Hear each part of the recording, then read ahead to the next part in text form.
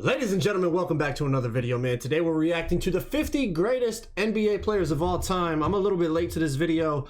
I know some reactions were going around in past, this is back in March, so the past couple months I've seen a few reaction videos to this. I think Flight reacted to it and a couple other people.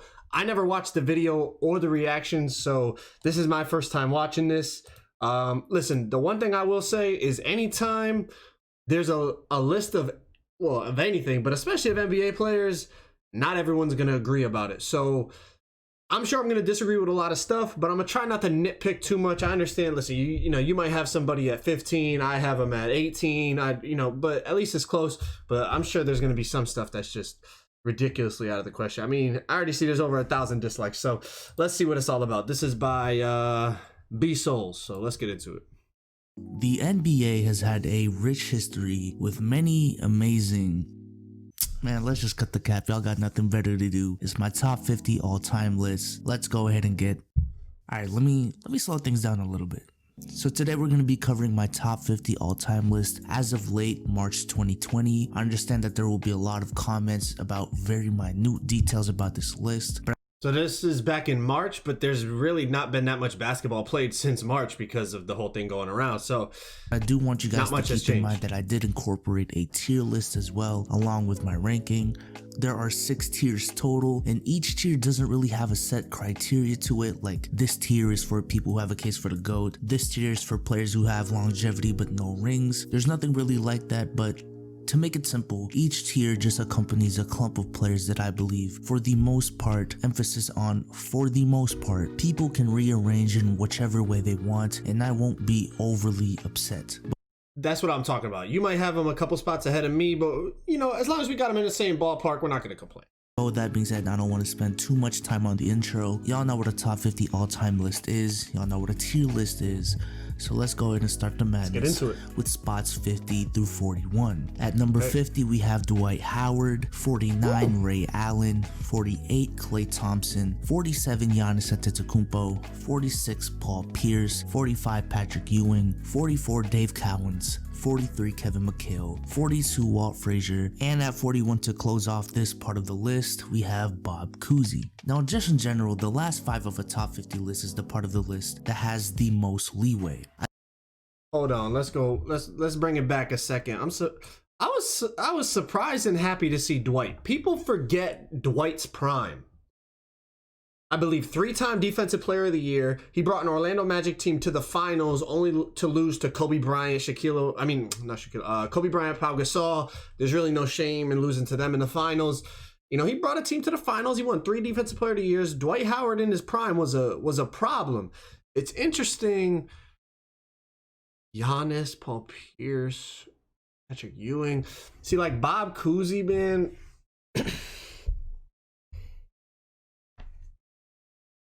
I don't know, bro. It's just tough when it comes to players like, I feel like Bill Russell, Wilt Chamberlain, players like that played in the 60s, 70s. Like, it's easy to say, like, no matter what era you put them in, I feel like they would have been all-time greats. Now, listen, Bob was playing against the people of his time, but it's just really tough to compare him to the players of today. Obviously, we have to respect what he did against the competition back then, because that's the only people he could compete against. But I have a hard time putting Bob Cousy above any of these dudes, man. You telling me Bob Cousy's better than Giannis? Of the list that has the most leeway. I do believe that there are more players that belong in this tier than just the 10 players I included, like, the Vince Carters, the Tracy McGrady's, the Ben Wallace's, the Gary Paytons, so on and so forth. So that means none of those players are going to be on the list. Just to name a couple, but to highlight some of the aspects of this tier that people might ask in the comment section. Number 1, Giannis. Why is Giannis Antetokounmpo already in the top 50 all time? Well, purely from a talent perspective, I mean, he won an MVP already. Like, what do you mean? Why is he in the top 50? Why would anyone say that? He won an MVP already. Giannis is already a specimen. And he's basically just getting started. We've never seen before. A 6'11" forward that can legitimately guard all 5 positions. He's already one of the best defenders we've ever. There are not a lot to be one of the handful of players in history to one defense, 2 players in championship. Right, man, I would not be mad if you said that. Right, here we go. Payton their best. Klay Thompson. Why is Klay Thompson? We're gonna break down every player, bro. We know why Klay is on there. 36 Okay, in John. whoa. Now let's move on to the next 10. At number 40. Why is Klay Thompson in the top 50 all time? I don't know. He won three NBA championships, and he's the second best shooter in NBA history, or third best, or fourth best. He's a top 4 shooter in NBA history. Wherever the hell you want to rank him, 1, 2, 3, or 4. What do you? Come on, we don't need to break that down, bro. Let's get on with it. We have Willis Reed, 39 Jon Stockton, 38 Allen Iverson, 37 Russell Westbrook, 36 Steve Nash, 35 Jason Kidd, 34 Scottie Pippen, 33 Clyde Drexler, 32 John Havlicek, and at 31 we have Elvin Hayes. See, this is again the thing of comparing players of different eras that's so hard. Obviously, we have to respect what John Havlicek did in his time, but if you are trying to tell me that John Havlicek is a better basketball player than Westbrook, AI, Stockton, Pippen, Kidd, Giannis, Klay. I respect what John Havlicek did, man. I respect all the accomplishments. How many championships this dude won? Let's see. John Havlicek. John Havlicek competed for 16 seasons in the NBA with the Boston Celtics, winning 8 championships, 4 of them coming in his first 4 seasons. So this dude came in the league, won 4 straight chips. I respect it, bro. I respect it because you can only beat the people that you are playing against, and I get it. But if you are here to tell me that John Havlicek is a better basketball player than Giannis Antetokounmpo, it's just tough for me to agree with it. That's the thing about these top 50 lists. Are we going off accomplishments, resume? You know, what did you accomplish? Or are we just going off who is the best damn basketball player? Who is the better basketball player? If I have you and you standing on the sidelines at the park, who am I going to take? Is that how we're doing it? Or we're going off resume? It's 2 completely different topics. And when you try to combine them and mesh them, it makes it very, very tricky. Hayes. Now aside from Willis Reed at 40, this is where all of tier 5 lies within. Again, there's no set criteria for each tier, but I do see players that were very successful second options like Scottie Pippen and John Havlicek on this part of the list, or players that were great regular season performers but weren't the best in the playoffs like Russell Westbrook and Allen Iverson on this tier. I also see a decent amount of players here that just couldn't be the best player on a championship team but still had a great career as a first option and did contribute to a championship team at some point in their career like Clyde Drexler and Jason Kidd. This is the part of the list where longevity does start to matter and your success as a first option begins to matter as well. Now there is one elephant in the room that I want to address, and that would have to be Jon Stockton. Why is Jon Stockton only at 39? When you look at the numbers he put up in his career and the longevity that he had and his efficiency, how is he not higher up on this list? Well, one, I just don't think Jon Stockton was as dominant as his numbers make him seem, and I would say out of everyone in this tier, he is probably the worst first option. Now by first option, I don't exclusively mean as a scorer. What like Kawhi had to his career.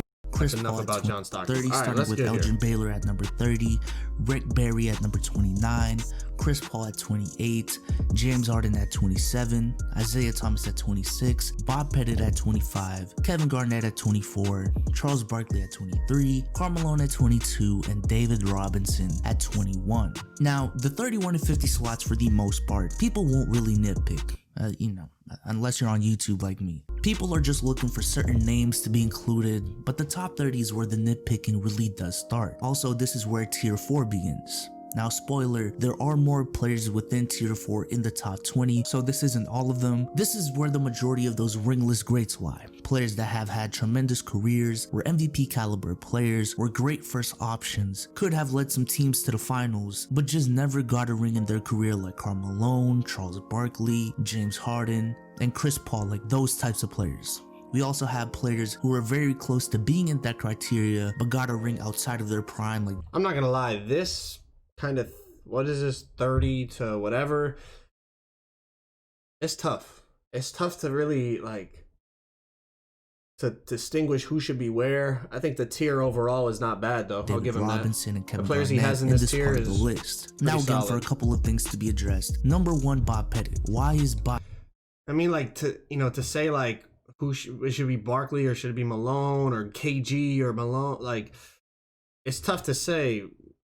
I find it, I mean, well, James Harden is a demon, bro. But somebody like Chris Paul, like, don't get me wrong, he's a, like, all these players are absolutely phenomenal. But like, what makes it so that Chris Paul, like he said he doesn't think Jon Stockton was as good as he was, but why is CP3 11 spots ahead of Jon Stockton? Jon Stockton at least brought his team to the finals a couple times. He got beat by Jordan, which there's no shame in losing to Jordan and Pippen and those Bulls dynasties.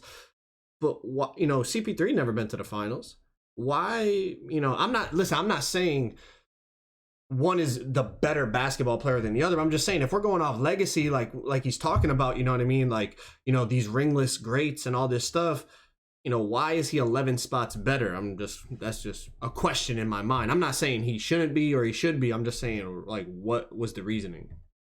Pettit in here because I know a lot of you guys will make fun of him for being a white old school player and laughing at the fact that he's above players like Chris Paul and James Harden, and you'll probably at me on Twitter with footage from the 40s or 50s. I can already see that in my head. Well, just put it this way. Bill Russell played from 1957 to 1969. Wilt Chamberlain, Oscar Robertson, and Jerry West played from around 1960 to 1973, give or take a couple of years. Bob Pettit played from 1955 to 1967.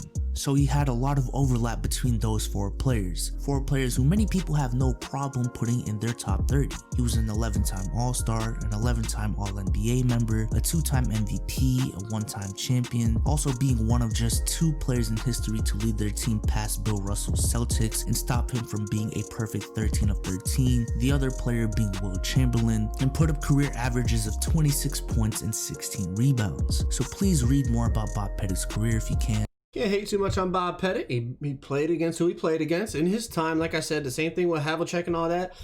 Big difference is the dude's numbers are phenomenal. Took down Bill Russell in the freaking dynasty of the Celtics. We gotta give him some respect. I'm not too, let's see who's left. You know what I mean? Let's see what's because I believe he is a high Harden and CP3, but below Barkley and Malone. Now I tried to type out the explanation as to why I put him there, but it just took up way too much time, so I'll just chalk that one up as essentially a personal decision of mine. Because Isaiah's probably the best little guard in NBA history. I mean, he was taking down MJ and the Bulls. You can't fault him for that. Because he is a 2-time champion that won 2 rings, and like he was the leader of the team that MJ struggled to get past for a couple of years.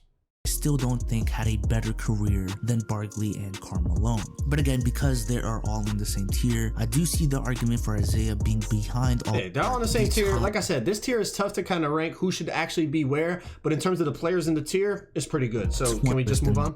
Dirk Nowitzki, starting off with Kawhi Leonard at 20, Julius Erving at 19, Dirk Nowitzki at 18, Dwayne Wade at 17, Oscar Robertson at 16, Moses Malone at 15, Jerry West at 14, Wilt Chamberlain at 13, Kevin Durant at 12, and Stephen Curry at 11. Now, like I said earlier, tier 4 is... Here's where we get down to the nitty gritty. Kawhi is pretty damn high, honestly. He's got 2 rings, 2 finals MVPs.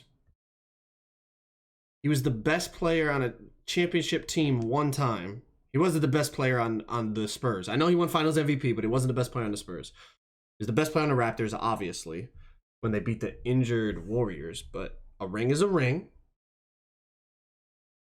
But in terms of like career numbers and stuff, if we're going off, considering resume and legacy, like all these other guys, he's pretty high. But I think by the end of his career, he'll definitely be top 20. So I'm not tripping about it. Dr. J, Dirk. I find it interesting. He's got Jerry West ahead of D Wade. In my opinion, D Wade is the 3rd best shooting guard in NBA history. I have Jerry West. I would have D Wade ahead of Jerry West. Moses, very underrated. I got no problem with him at 15. Oscar 16, I got no problem. I would have D Wade ahead of Jerry West. Whether you want to put D Wade ahead of Oscar or Moses, don't matter. I would have D Wade ahead of Jerry West. Like I said, D Wade, 3rd best shooting guard in NBA history. I can't put Jerry West over D Wade. I respect Jerry West, but I got to go with the 3-time champion, D Wade. Wilt all the way down here at 13. Most dominant player in NBA history. Simple as that. Him at 13, hell no. KD, Steph, got Steph over KD. Again, if you're at the park, who's the better basketball player? I'm taking KD all day. But for considering legacy, that's a tough one. I'm not gonna lie. Let's see what he says.